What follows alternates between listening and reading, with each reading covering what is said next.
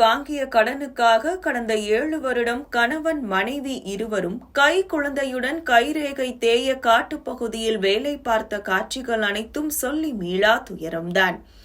தஞ்சாவூர் பெருமங்கலூர் கிராமத்தைச் சேர்ந்த ரகு மற்றும் ராதா தம்பதியினர் தங்கள் வாழ்க்கை போராட்டத்திற்காக 30,000 ரூபாய் கடன் வாங்கிய போது அந்த கடன் அவர்களின் வாழ்க்கையை 7 வருடங்கள் குத்தடிமைகளாக மாற்றும் என்று அவர்கள் கனவிலும் நினைத்திருக்க மாட்டார்கள்.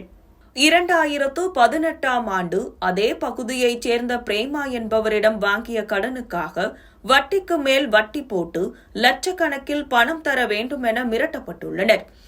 வட்டியை கட்ட முடியாமல் தவித்த இந்த தம்பதியினர் ராம்நாடு மற்றும் சிவகங்கை மாவட்டங்களில் உள்ள ஆடு வளர்ப்பவர்களிடம் பணத்தை பெற்றுக்கொண்டு கொத்தடிமைகளாக ஆடு மேய்க்க அனுப்பி வைக்கப்பட்டுள்ளனர்.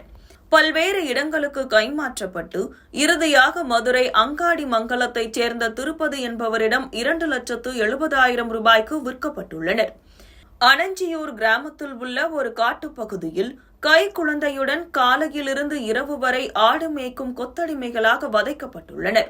அவர்களுக்கு தங்க இடம் என்று பார்த்தால் ஒரு தார்பாய் கொட்டகை மட்டுமே.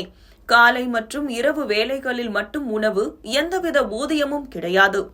இவர்களின் பரிதாப நிலை குறித்து வட்டார வளர்ச்சி அலுவலர் சங்கீதாவிற்கு தகவல் கிடைத்துள்ளது. ஒரு நொடி கூட தாமதிக்காமல் அவர் நடவடிக்கை எடுத்து அந்த குடும்பத்தை மீட்டுள்ளார். மனிதாபிமானமற்ற இந்த செயலுக்கு காரணமானவர்கள் மீது நடவடிக்கை எடுக்க வருவாய்த்துறை மூலம் சிலைமான் காவல் நிலையத்தில் புகார் அளிக்கப்பட்டுள்ளது. காவல்துறையினர் வழக்கு பதிவு செய்து விசாரணை நடத்தி வருகின்றனர். மீட்கப்பட்ட அந்த குடும்பம் அவர்களின் சொந்த மாவட்டமான தஞ்சாவூர் மாவட்ட ஆட்சியர் அலுவலகத்தில் ஒப்படைக்க உள்ளனர்.